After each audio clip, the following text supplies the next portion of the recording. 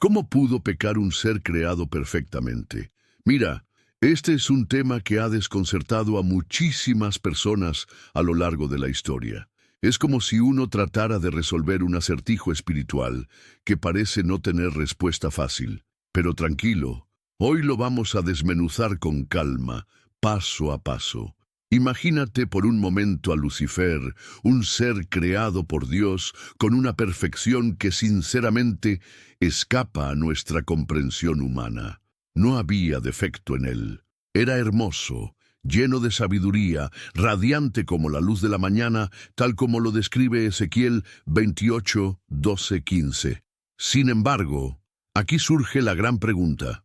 ¿Cómo alguien creado en semejante estado de perfección pudo, aún así, elegir rebelarse contra su propio creador? Y es aquí donde empezamos a entender que la perfección no significa ausencia de libertad. Claro que no. Dios, en su infinita sabiduría y amor, no creó seres programados como robots. Les otorgó algo invaluable, el libre albedrío. Fíjate que este concepto es crucial, porque si no hay posibilidad de elegir, tampoco hay posibilidad de amar verdaderamente. El amor forzado no es amor, es imposición. Así que Lucifer no fue creado con la incapacidad de pecar, sino con la capacidad de elegir permanecer en la verdad o rechazarla, y tristemente eligió lo segundo. Isaías 14, 12, 14 nos muestra esa arrogancia que empezó a germinar en su corazón. Subiré al cielo, en lo alto, junto a las estrellas de Dios levantaré mi trono. Piénsalo así. Imagina que construyes un robot, le programas todo para que haga el bien, para que te ayude, para que sea útil y bondadoso. Pero un día, de manera misteriosa, ese robot desarrolla conciencia propia y decide no obedecerte más. Rompe su programación. Tú te quedarías en shock, preguntándote, ¿cómo es esto posible si lo diseñé perfectamente? Pues bien, eso mismo es lo que muchos se preguntan acerca de Lucifer. Pero la gran diferencia es que, mientras un robot no tiene alma ni voluntad real, los ángeles fueron creados con conciencia plena, inteligencia, emociones y libertad. Aquí hay algo profundamente revelador. El mal, en realidad, no es una sustancia creada, no es un objeto que Dios fabricó. El mal es la corrupción de lo bueno. Es la distorsión de aquello que originalmente fue diseñado para el bien. Es como cuando tomas un trozo de fruta hermosa y fresca, pero lo dejas abandonado y empieza a pudrirse.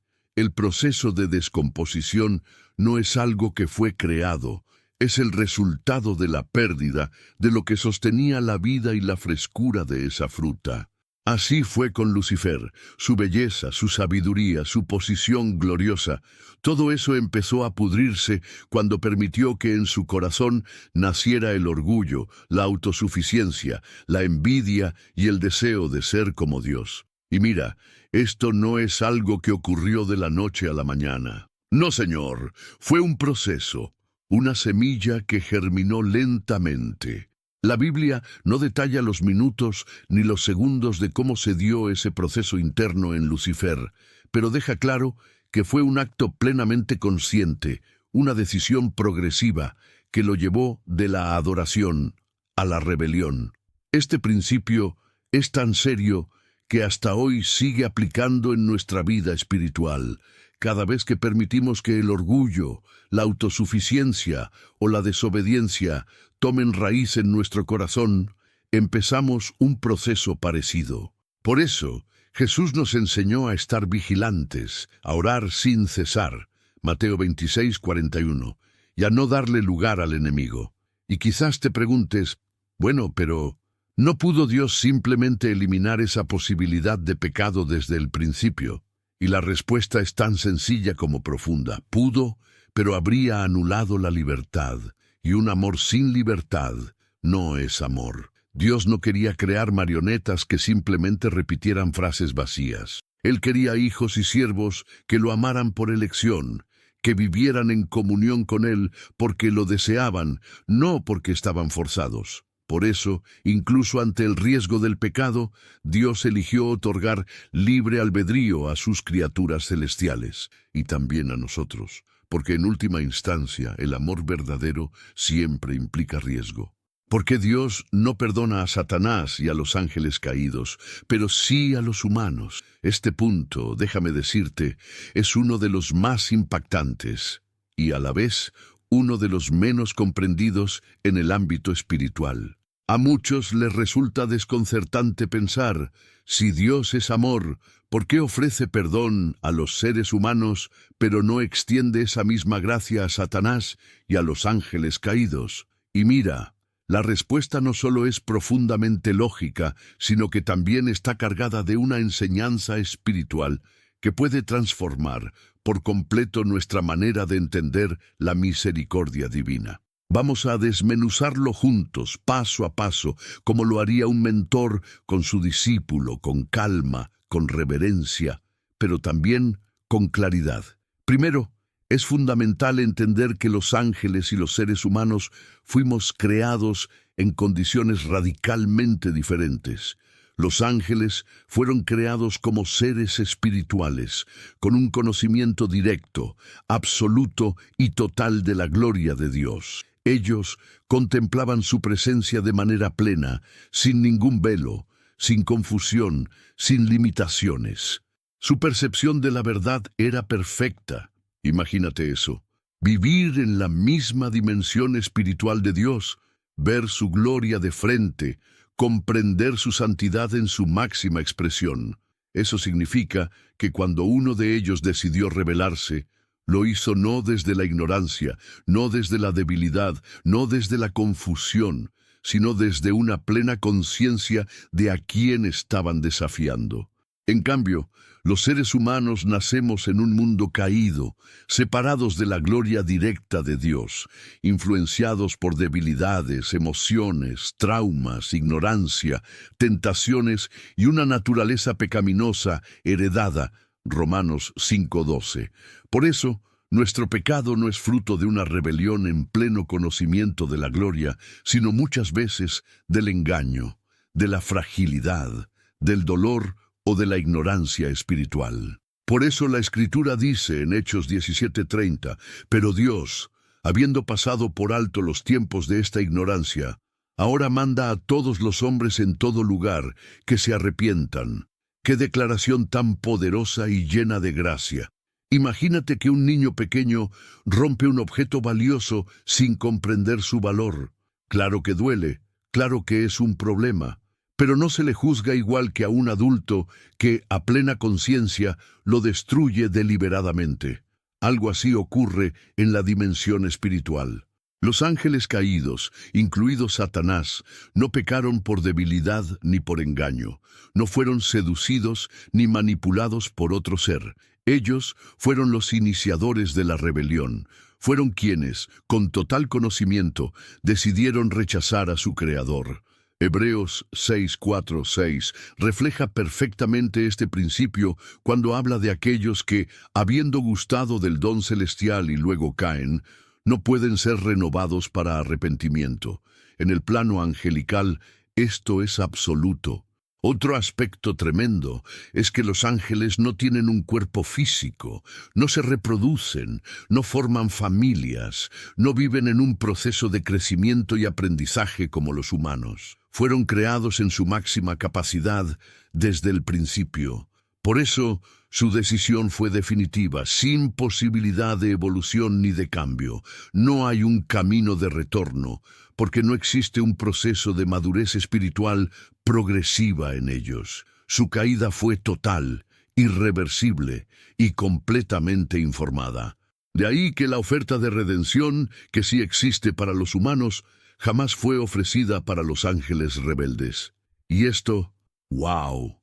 Esto nos lleva a entender la magnitud del amor de Dios hacia nosotros, porque a pesar de nuestra fragilidad, nuestra ignorancia y nuestra constante tendencia a errar, Él nos ofrece gracia, misericordia, perdón y una segunda oportunidad a través de Jesucristo.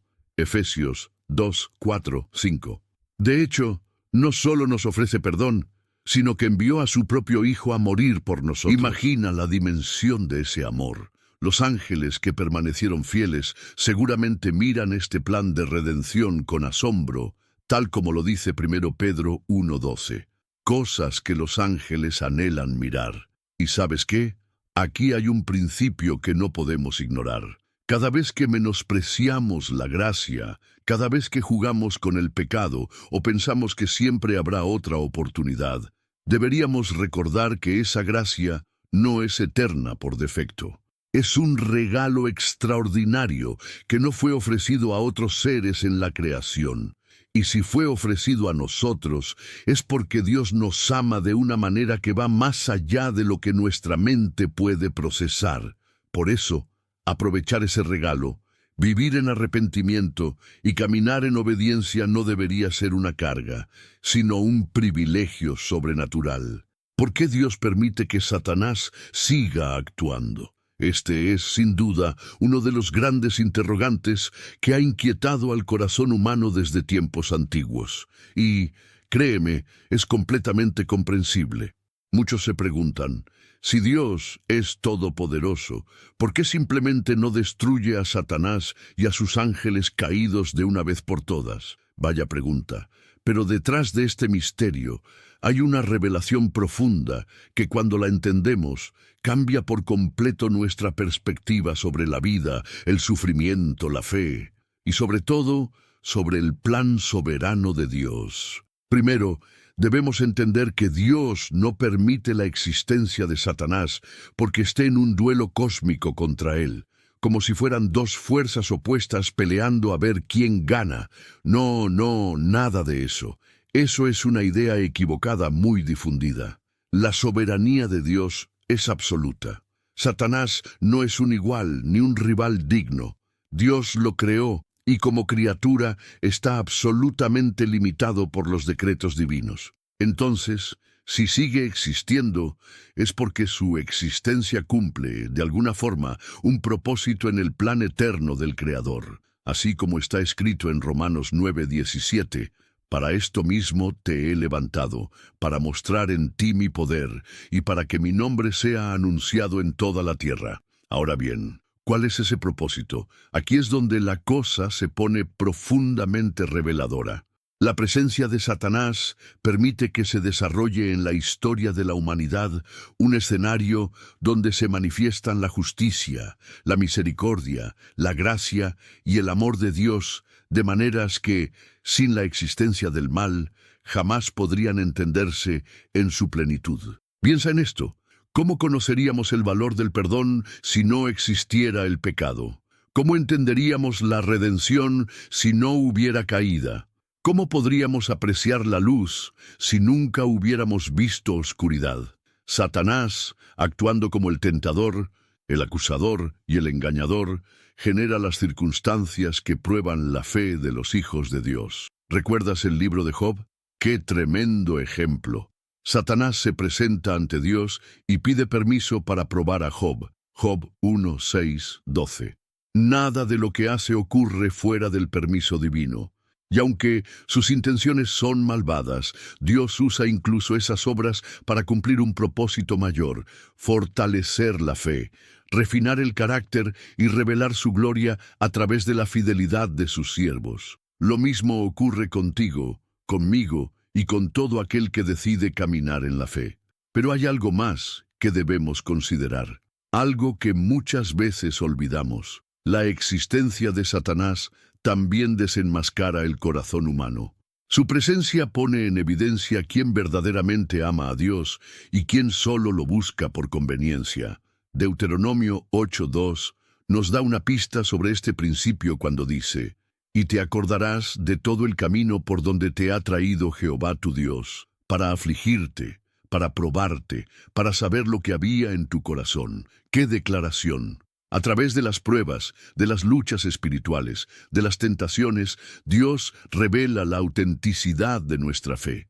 Y ojo que esto no significa que Dios sea el autor del mal, para nada. El mal surge como la corrupción de lo bueno, como la elección de rechazar la voluntad divina.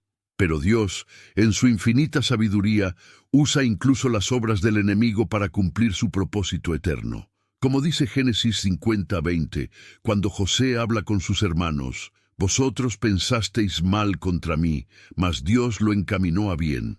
Por eso, aunque ahora vemos a Satanás actuando, engañando, tentando, esto no será para siempre. La Escritura es clarísima en cuanto a su destino final.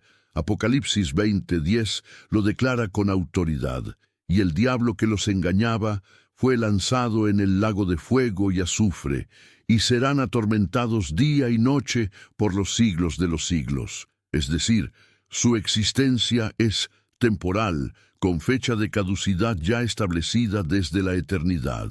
Conclusión. Por esto Dios no perdona a Satanás y a los ángeles caídos. Ahora que hemos recorrido juntos este sendero de revelación, es inevitable detenernos a reflexionar con el corazón profundamente impactado. Lo que descubrimos no es simplemente una explicación teológica, no. Es una verdad que atraviesa el alma y nos lleva a comprender la majestuosidad, la justicia y la misericordia de Dios de una manera que quizás nunca antes habíamos imaginado. La diferencia esencial entre los humanos y los ángeles caídos no radica simplemente en lo que hicieron, sino en el cómo lo hicieron y en las condiciones en las que tomaron sus decisiones. Los ángeles caídos, incluyendo a Satanás, pecaron desde un lugar de pleno conocimiento, con una conciencia total de la gloria, la presencia y la santidad de Dios. No había dudas, no había debilidades, no había ignorancia. Su rebelión fue un acto completamente informado, deliberado, consciente y por ende definitivo. Lo eligieron sabiendo exactamente lo que estaban rechazando. En cambio, qué misterio más bello es este. Los seres humanos pecamos desde un lugar profundamente diferente. Vivimos bajo el velo de la carne, rodeados de limitaciones, emociones, heridas, confusión espiritual, engaños y tentaciones. Nuestro conocimiento de Dios es parcial, limitado, muchas veces nublado por las circunstancias de la vida y por la naturaleza caída que heredamos desde Adán. Por eso, Dios extiende hacia nosotros algo que no extendió hacia los ángeles rebeldes: la gracia del arrepentimiento y la posibilidad de redención a través del sacrificio perfecto de Jesucristo. Como dice Salmos 103:14, porque Él conoce nuestra condición, se acuerda de que somos polvo. ¡Qué declaración más llena de amor y comprensión hacia nuestra fragilidad! Y esto debería encender un fuego dentro de nosotros. Porque si a los ángeles que cayeron jamás se les ofreció un camino de regreso, y si a nosotros se nos ha ofrecido, entonces, ¿qué responsabilidad tan grande tenemos de no despreciar esta gracia? Hebreos 2:3 nos lanza una advertencia que retumba en lo más profundo del espíritu. ¿Cómo escaparemos nosotros si descuidamos una salvación tan grande? No es poca cosa, querido amigo, querida hermana. Es un regalo que el cielo jamás ofreció a ningún otro ser. Además, este conocimiento debería transformar nuestra perspectiva sobre la vida espiritual. Debería llevarnos a abrazar con más fervor la oración, la búsqueda diaria de la presencia de Dios, el estudio de su palabra y un estilo de vida que refleje gratitud, obediencia y entrega total. Porque entendemos ahora que no somos simples peones en un juego cósmico.